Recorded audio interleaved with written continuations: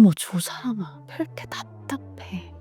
왜 이렇게 빨리빨리 행동을 하지 않고 느려 터져? 내가 세상을 바라보는 방식, 그것이 어떤 색이냐에 따라서 내가 비판을 하더라고요. 빨강은 빨강답게 빛나야 아름다운 거고요. 파랑은 파랑답게 빛나야 아름다운 거예요. 그래서 밭을 가지고 상담을 했을 때 바로 게임 끝. 혹시 그럼 뭐 좀 사람들 간의 그 갈등에 있어서도 이 컬러가 좀 역할을 해줄 수 있을까요? 사람들의 갈등 굉장히 큰 역할을 할 수 있습니다. 왜냐하면 사람마다 기질이 다 다르고요. 그리고 쓰는 에너지가 다 다르기 때문이죠. 그래서 그냥 가장 쉽게 많은 색들이 있지만 우리가 알고 있는 대비되는 색으로 이야기를 한다면 표현 방식이 일단은 다르거든요. 그래서 왜 색에는 아까 파장이 있다라고 말씀드렸잖아요. 빨강은 780 나노미터, 그다음에 퍼플은 380 나노미터, 장파장과 단파장이 있듯이 파장의 길이가 있듯이 사람마다 같은 색을 좋아하고 하더라도 그 세기가 다른다라는 거죠. 그래서 속도가 다르고 에너지의 크기가 다르다는 거예요. 아주 쉬운 그냥 예를 들면은 레드 에너지를 많이 쓰는 사람이 누군가를 비판을 해요.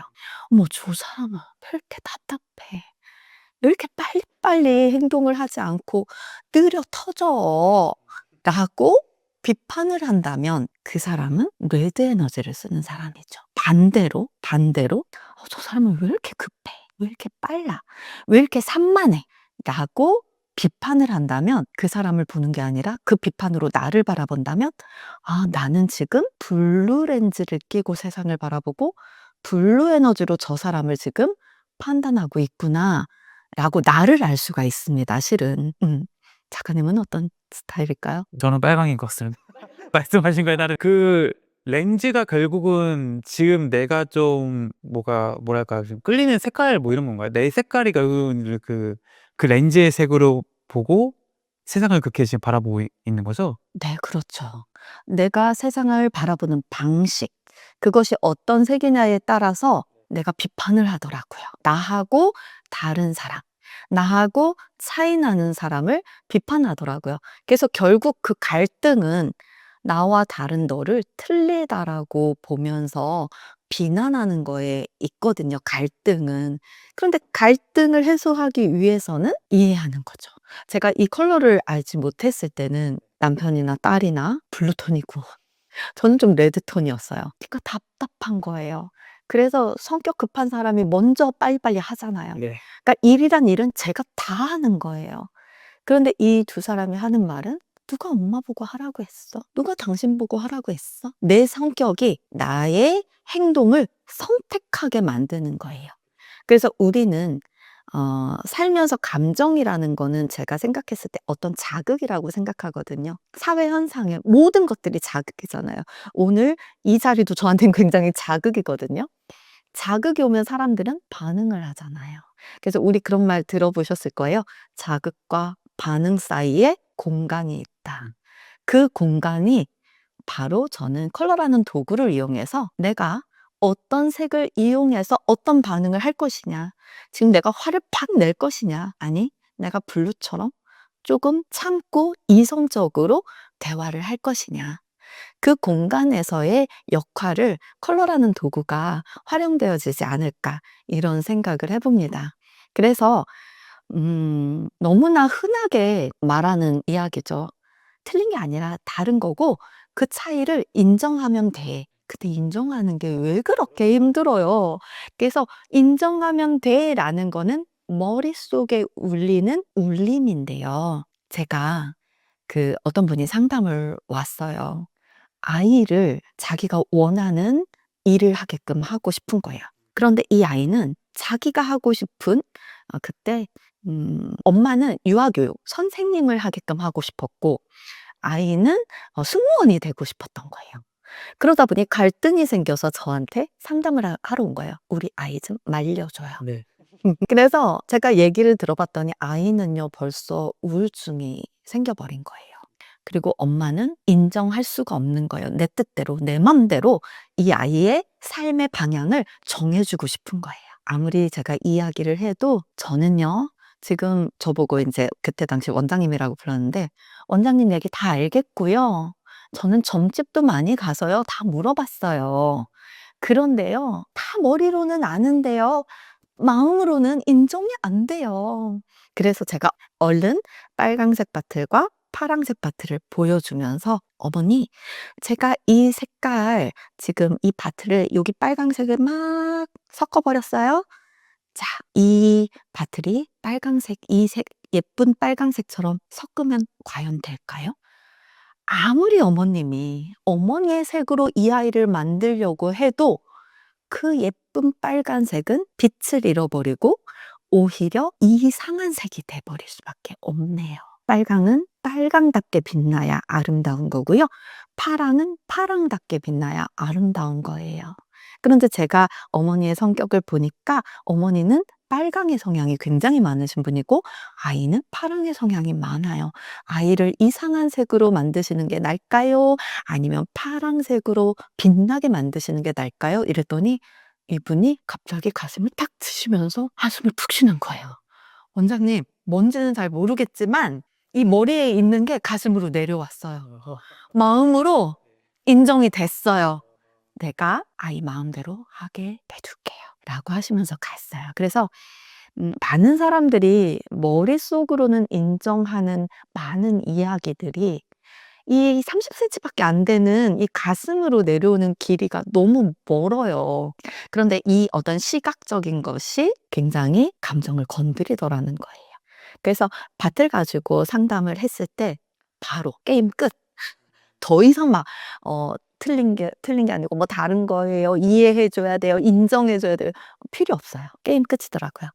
그러면 궁극적으로 우리가 이제 이 컬러를 도구로 사용해서 뭔가 지향해야 될 방향성이라는 게 뭔가 일단은 내가 지금 어떤 색인지를 현재 상태가 아는 게 일단 중요할 것 같고 이 색깔을 통해서 그 타인이든 뭐 자기 자신이든 혹은 이 세상이든 그것을 왜곡되지 않게 보려고 노력하는 거에 있는 건가요? 내 아이를 위한 컬러 테라피 그때 책에 그 책을 쓴 이유가 제가 저의 색을 보지 못하고 내 아이를 계속 바꾸려고 애를 썼잖아요.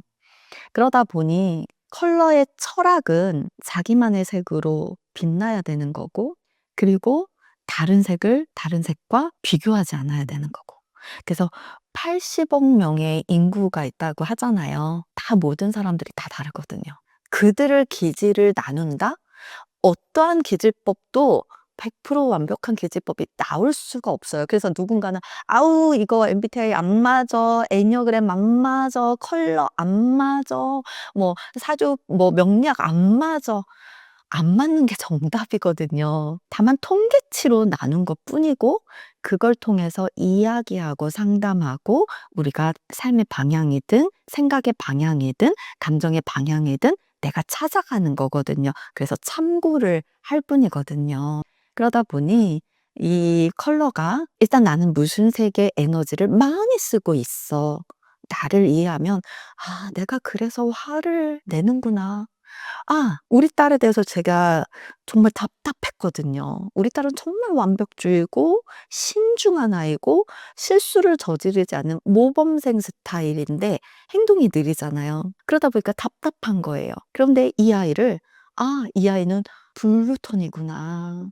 그래서 블루의 색을 인정하고 이 아이가 말이 없고 그 아이와 소통하기 위해서는 이 아이의 자존감을 높여주고 기다려줄 줄 알고 네, 인정하니까 마음이 화가 나는 게 아니라 풀어지는 거예요. 그래서 하나의 프리즘을 보고 지금 이 아이가 어떤 색으로 반응하고 있는 거지?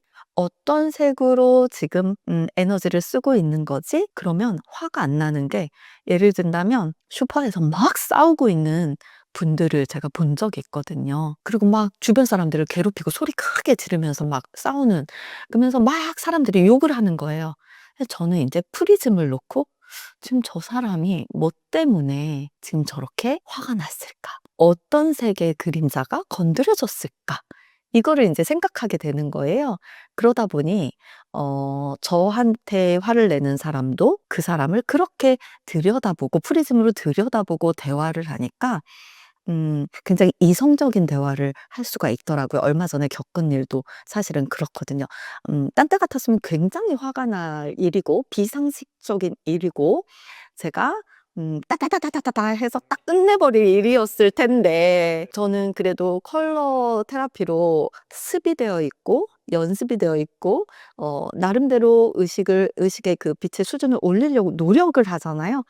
그러다 보니까 그 사람의 컬러가 지금 어떤 게 그림자로 가서 '저 사람이 지금 이렇게 비상식적인 행동을 하는 거지?'라고 생각을 하면서 컬러로 이야기를 하니까 그 친구가 꼬리를 내리고 사과를 하더라고요. 이게 뭐 작가님이 이제 개인적으로 뭐 상담을 하고 뭔가 이런 생활 속에서 뭔가 내 감정을 좀 어떻게 보면 해소하고 뭐 상대방과의 관계를 좋게 하는 걸 넘어서서 이게 사회적으로 이제 사회 정서 학습과 연결돼서도 활용되고 있나요? 네. 사회 정서 학습 요즘 이슈예요.